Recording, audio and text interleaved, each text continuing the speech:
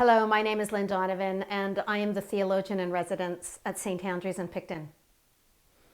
So, in this topsy-turvy world where time doesn't really matter anymore, because it's kind of just like COVID Groundhog Day every day, if you know what I mean.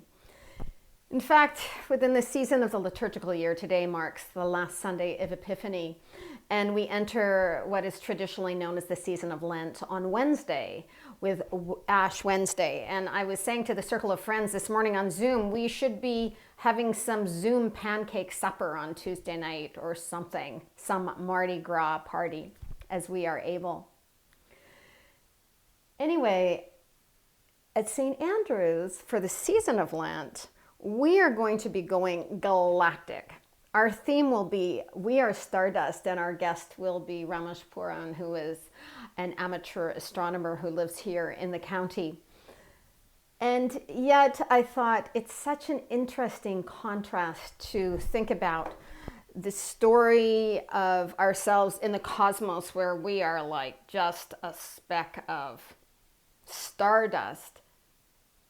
And then thinking about those times in our lives when in fact we need to claim another story, a story that speaks to our profound worth and to the nearness of the mystery that we call God. So I think within the Christian tradition, we are always trying to locate ourselves in a story within a story within a story. Or does it go the universe story, and then the planetary story, community story, our story? And they're all connected. And I think probably the moments that we find ourselves in times of suffering is when we haven't actually located ourselves in the right story. So traditionally on Ash Wednesday, those people who belong to certain traditions would go and get their forehead marked with a cross with the words, "You are dust." You are dust, not meaning you are dirt, but really you are temporary. You are fleeting. You will be here today and gone tomorrow. So just get some perspective on that, all right? But before we go into Lent, on this last Sunday of Epiphany, we traditionally read what the biblical text is called the Transfiguration story.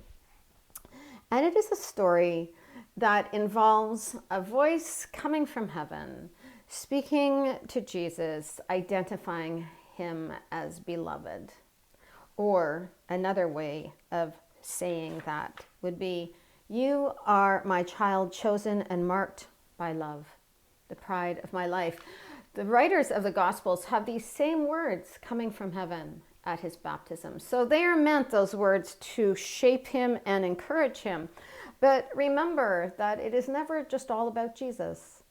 In fact, these stories have been laid down for us coming out of communities in the first century that were in desperate need of encouragement and wisdom. And what the writers of the stories tried to create was they gathered stories and assembled stories for the purpose of helping the community understand that this person, this wisdom teacher, Jesus, was in some way still within their community, and that he wasn't somebody to be worshipped, but somebody to be followed, and somebody whose example was meant to be instructive and restorative. And so these words, "You are my beloved," are not just meant for Jesus. They're not just meant for Christians. They're not just meant for the human race. I would suggest they're meant for all of us. But there are times, and the entire planet, and the cosmos, I might add. But there are times, and maybe this season of COVID is, let us just say that in this season of COVID, it is important for us, constantly in need of encouragement, to claim that identity that we share with Jesus.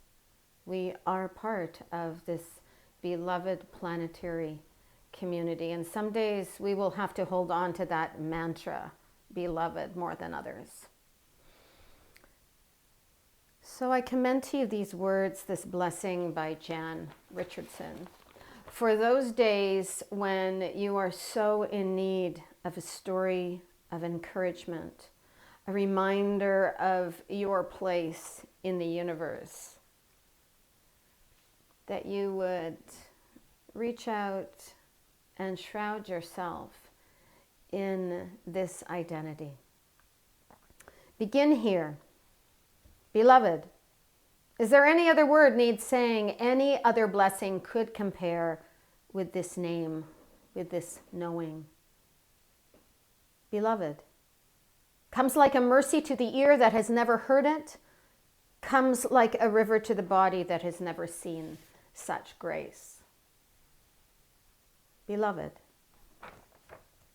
come, holy to the heart, aching to be new, comes healing to the soul, wanting to begin again. Beloved, keep saying it.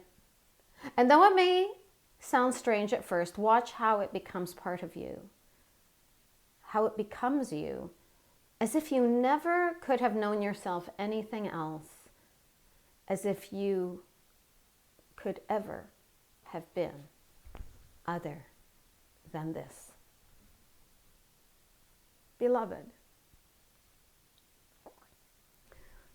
we are indeed dust.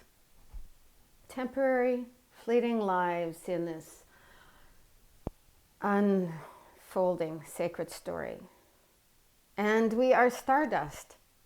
Within us are pieces of stars that exploded billions of years ago. Wow.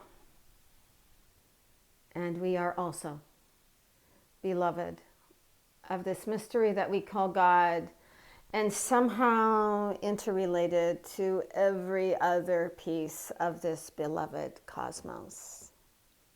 I commend this truth, this promise, this word of encouragement to you, good friends, as we move into the next season of our lives together.